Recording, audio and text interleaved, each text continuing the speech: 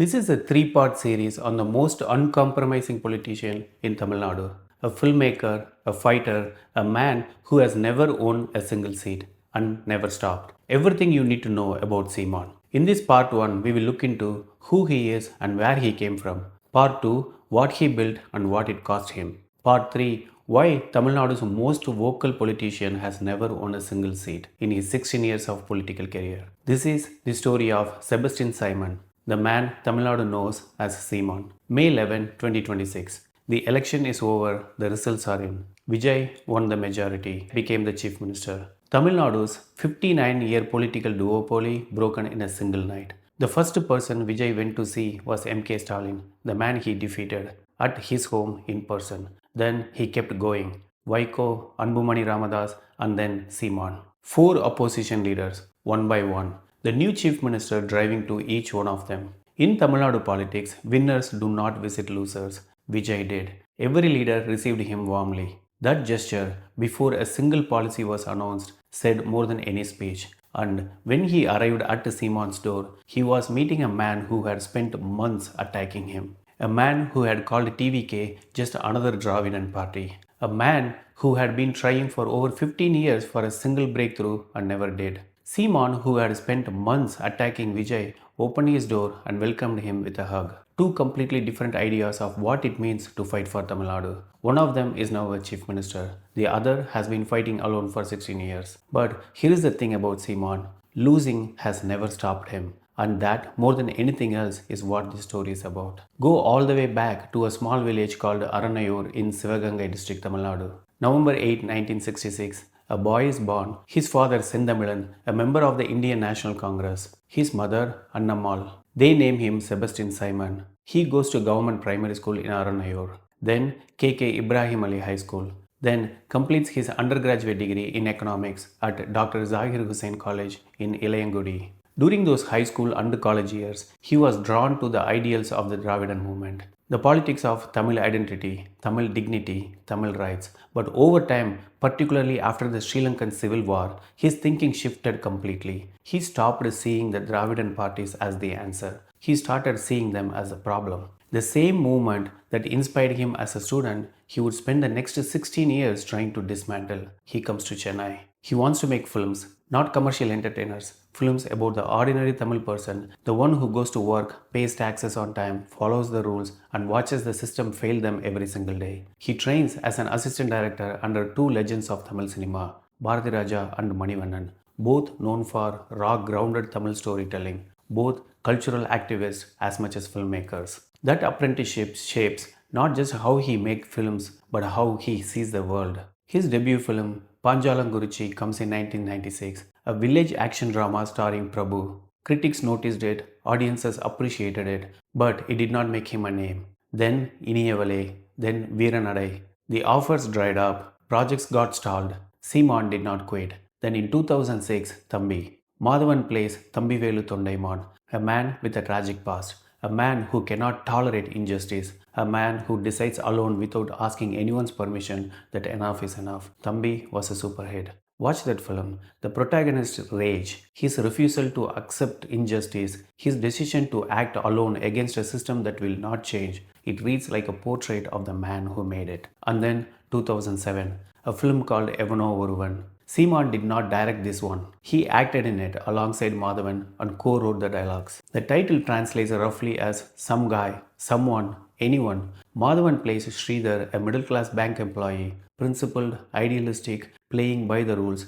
getting left behind by a system that rewards everyone who cheats. Until one day, he snaps. Now, Thambi and Evano Oruvan share a theme. Both are about a Tamil man pushed to the edge by injustice, but they are not the same story. Thambi's protagonist is already a fighter, physical, reactive, rage already burning. Sridhar in Evano Oruvan is the opposite, a quiet man, a careful man, one who followed every rule and watched it mean nothing. His breaking point arrives slowly, and when it does, it is more unsettling than any fight scene. Seeman directed one, acted in and shaped the other. Two films, one obsession. The ordinary Tamil person, decent, ignored, cheated, deciding enough is enough. Seeman plays the cop assigned to shoot Sridhar in a staged encounter. He understands exactly why Sridhar did what he did. He privately agrees with all of it, and then pulls the trigger anyway because the system demands it. 16 years later, Seeman is still fighting the same system. Then came a date that changed everything. May 18, 2009. The Sri Lankan civil war ended, not with a peace treaty, not with a negotiated settlement, but with a military offensive. The Tamil Tigers, the LTTE, were crushed. Their leader Velupillai Prabhakaran was killed. Tamil Elam was over. The world moved on. Seeman did not. On that exact day, May 18, 2009, he gathered with activists in Madurai, not to mourn, to organize. The Tamil cause could not just be a feeling. It could not just be speeches and rallies. It had to be a political force. 1 year later, May 18, 2010, on the first anniversary of that gathering, he announced the Naam Tamilar Katchi, NTK, We Tamils Party. And here is what made NTK different from every other party in Tamil Nadu. No alliances ever. DMK, AADMK, Congress, BJP, none of them, not one. Seeman believed and still believes that every alliance is a compromise, and compromise is how Tamil identity gets traded away for power and money. Stand alone, win alone, or lose alone. That was the rule. That has always been the rule. Now, the question that never goes away when you talk about Seeman. He fills grounds on his political rallies. He speaks for hours and thousands stay. His vote share has grown with every election. He has never won a single seat. Not once, not even close. In 2026, his most recent attempt, he lost by over 70,000 votes. 70,000 votes. That is not a near miss, that is a verdict. And still, his party cadres show up. NTK is not shrinking because Seeman says things nobody else will say. He calls out caste discrimination directly. He defends Tamil fishermen when no party will. He speaks about Sri Lankan Tamils when others go silent. He refuses to soften his positions for votes. In a political landscape where everyone is negotiating, Seeman refuses to negotiate. That refusal costs him elections, and it earns him something more durable than a seat. It earns him a reputation. The story does not stay clean after this point, because Seeman the politician and Seeman the man are not always the same person. The LTTE are at the absolute center of his political identity. He has been arrested under the National Security Act and jailed for 5 months for speeches in support of them. He calls Prabhakaran a leader of the Tamil people. But in a leaked audio recording, Seeman was caught using profanity against Pottu Amman, one of the LTTE's most senior fighters. A man who publicly champions Tamil Elam privately speaks that way about the movement's own figures. His supporters tried to contextualize it. Critics called it a proof of what they had always suspected. Then, in February 2023, at a campaign rally, he made remarks about the Arundhadiyar community that drew protests, police cases, and a formal notice from the Election Commission of India. A man who campaigns against caste discrimination was accused of making caste discriminatory remarks. These are not minor incidents. They are contradictions at the core of who Seeman is. And then there is the name. His birth name is Sebastian Simon, the man who became Chief Minister, Joseph Vijay Chandrasekhar. His father Christian, his mother Hindu. Sebastian Simon adopted the name Seeman first as a filmmaker, then as a politician. Joseph Vijay became Thalapathy Vijay. Two men from the same generation, both carrying names from one tradition, both building their entire public identity around Tamil culture,